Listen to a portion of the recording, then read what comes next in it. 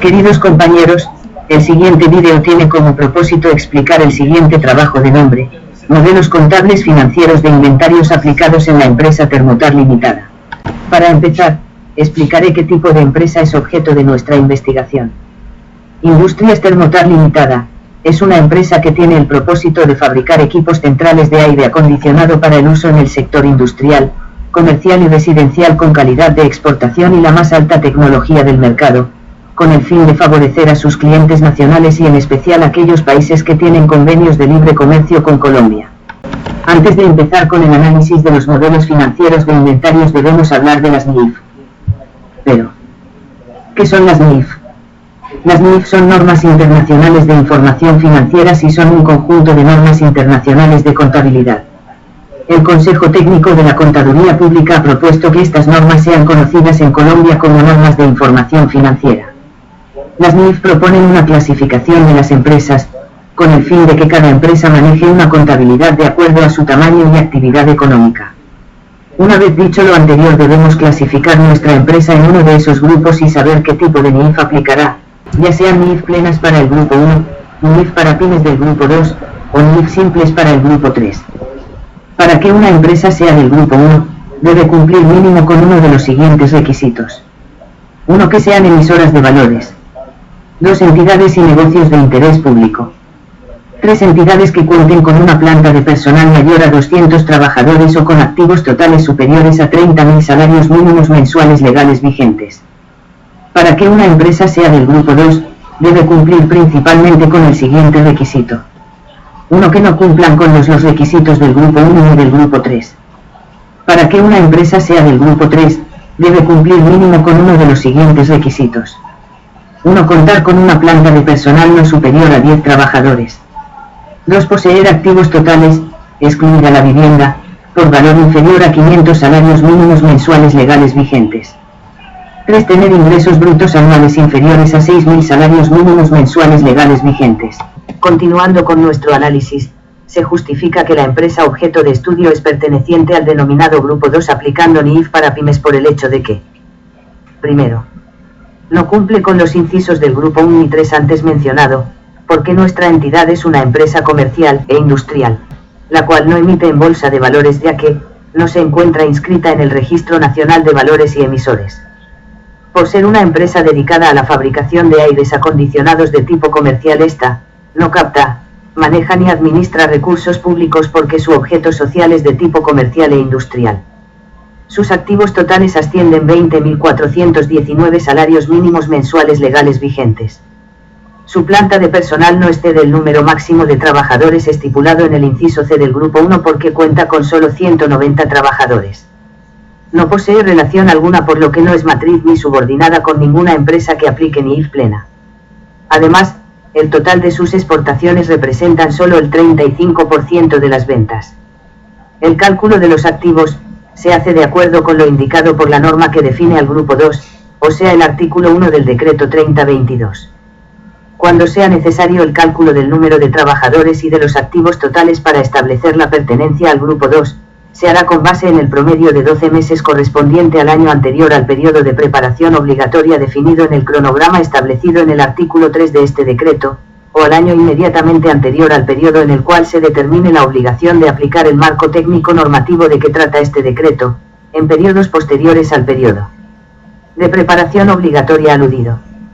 El año de preparación obligatoria al que se refiere el artículo 1 del decreto 3022, está establecido en el artículo 3 condición 1 del mismo decreto, y es un rango de tiempo que va del 1 de enero del año 2014 al 31 de diciembre del mismo año, cubriendo la totalidad del año 2014, entonces, deducimos que el cálculo deberá hacerse con base al promedio de 12 meses del año anterior, o sea el año 2013, para el cual se debe usar el salario mínimo mensual legal vigente de ese mismo año. Pasando al manejo de inventarios, es necesario tener en cuenta las normas que actualmente rigen la contabilidad, como el Decreto 2649 del año 93, además es pertinente traer a colación, que a partir del año 2015, la contabilidad estará regida por el Decreto 3022 del 2013 para las pequeñas y medianas empresas. En la sección 13 de la misma explica el manejo que se le dan a estos. Según el Decreto 2649 del 93, Una empresa podrá llevar aquel método que mejor se adapte para el manejo de sus inventarios. Estos pueden ser los métodos PEPS, método WEPS, método promedio ponderado y método retail. Nuestra empresa Thermotar usa el método PEPS, primeras en entrar, primeras en salir. Según la nueva normatividad se estipula que se puede llevar el método PEPS, mas no puede ser utilizado el método WEPS, por lo tanto la empresa objeto de estudio no sufre cambio alguno porque maneja el método PEPS. Alcance. La nueva normativa, exactamente la sección 13 de inventarios, aplica para todas las empresas comerciales, industriales y de servicio, excepto por aquellas que posean activos biológicos, construcciones en curso por contratos e instrumentos financieros, siendo esta una diferencia entre la norma vigente. Teniendo en cuenta lo anterior, la sección 13 de inventarios del decreto 3022 del año 2013 aplica para Thermotar, nuestra empresa objeto de estudio. Costo de adquisición. El costo de adquisición de inventarios comprende el precio de compra, los aranceles, transportes y demás costos necesarios para el total funcionamiento, pero la normativa nueva hace énfasis en no incluir los gastos por intereses proveniente de la financiación de la mercancía por parte de los proveedores. La normativa actual no hace mención alguna de esto, por el contrario dice que se cargan como un mayor valor todas las erogaciones directas o indirectas para la su utilización o venta. Artículo 63 Decreto 2649, lo cual me permite decir que hay aquí un cambio en el costo de adquisición. Costos de transformación. Los costos de transformación según el decreto 2649 lo conforman la materia prima, mano de obra y los costos indirectos de fabricación. Según la nueva norma el costo de transformación lo conforman los costos directos de producción más costos indirectos fijo y los costos indirectos variables de producción. Medición de los inventarios. Los inventarios se medirán al costo o al valor neto de realización, el que sea menor. Sencillamente porque tus inventarios no deben estar registrados en la contabilidad de la empresa, a un importe mayor del que vayas a poder recuperar mediante su venta. Distribución de los costos indirectos de producción. Una entidad distribuirá los costos indirectos fijos de producción entre los costos de transformación sobre la base de la capacidad normal de los medios de producción. Otros costos incluidos en los inventarios. Nos habla de que solo se incluirán otros costos de inventario en la medida que se hayan incurrido en ellos. Para el caso de la empresa que estamos evaluando esto se lleva a cabalidad, solo se le suma al costo de los inventarios en caso que se haya incurrido en algo más y que haga parte de este mismo. Costos excluidos de los inventarios. Una entidad incluirá otros costos en el costo de los inventarios solo en la medida en que se haya incurrido en ellos para dar a los mismos su condición y ubicación actuales. Los siguientes son algunos costos que se excluyen de los inventarios. Desperdicio de materiales, mano de obra u otros costos de producción. Costos de almacenamiento a menos que sean necesarios durante el proceso productivo. Costos de administración que no contribuyan a dar a los inventarios su condición y ubicaciones actuales. Pasando a los modelos contables. Los modelos contables pretenden describir la situación y evolución patrimonial, a este lo constituyen los diferentes informes generales y estados contables. Entonces, tenemos que un modelo contable es un modelo que representa la realidad objetiva, o una parte de ella, en la situación económica. Los modelos contables se distinguen fundamentalmente por la forma de tratar los siguientes aspectos. 1. La unidad de medida o moneda de cuenta en que se expresan los estados contables. 2. El criterio de evaluación o de medición de activos y pasivos a emplear. 3. El concepto de capital a mantener. En Colombia, gracias a la convergencia, y la palabra plural de modelos estos los analizaremos bajo dos normas.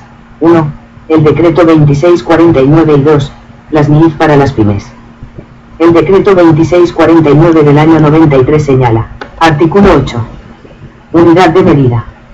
Los diferentes recursos y hechos económicos deben reconocerse en una misma unidad de medida. Por regla general se debe utilizar como unidad de medida la moneda funcional. La moneda funcional es el signo monetario del medio económico en el cual el ente principalmente obtiene y usa efectivo. Artículo 10. Valuación o medición. Tanto los recursos como los hechos económicos que los afecten deben ser apropiadamente cuantificados en términos de la unidad de medida.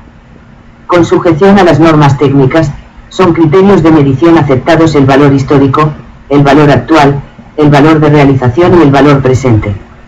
Valor o costo histórico es el que representa el importe original consumido u obtenido en efectivo, o en su equivalente, en el momento de realización de un hecho económico. Artículo 14.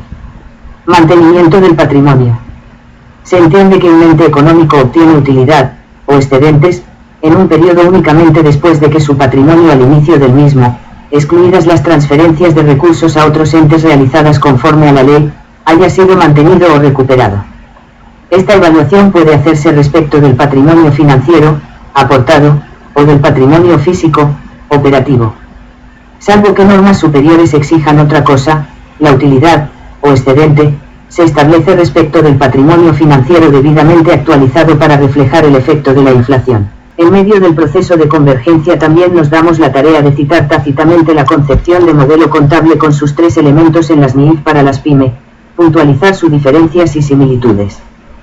Para las NIF, la unidad de medida en la que se deben efectuar las mediciones contables es la moneda funcional, definida como la principal del entorno económico que influye en la definición del negocio, precios, costos, fuentes de financiación, etc.